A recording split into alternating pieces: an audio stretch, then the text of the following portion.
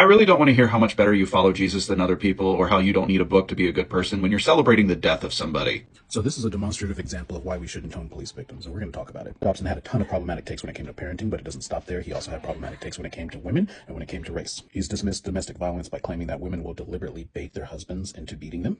Opposed gender-neutral language in the Bible, even when scholarship shows that the original intention of the authors was for it to be gender-neutral. He insisted that it be interpreted man instead of people or humanity. He twisted the research of Carol Gilligan and Kyle Pruitt, claiming that their research indicated that same-sex couples could not effectively raise children. They both came out and said that he was twisting their research. He consistently promoted harmful sexual ideas found in things like his needs, her needs, which includes the 72-hour rule, which basically said that if women aren't providing some sort of sexual release for men every 72 hours, then the men can't be held responsible if they would be unfaithful. Not done. Let's talk about race. Dobson consistently downplayed the idea of racial injustice and blamed it instead of systematic issues on bad parenting or lack of male role models in the black family home. In the 1980s, he stood alongside Jerry Falwell and others who opposed using the IRS to enforce desegregation rules in private school settings. In other words, he was racist. Discouraged interracial marriage, promoted criticism of critical race theory. At one of the Focus on the Family ex-gay conferences called Love Won Out, he criticized the notion that the LGBTQIA community should be a protected class. So there's a ton of reason that James Dobson wasn't just problematic for his stances as they opposed to parenting, but was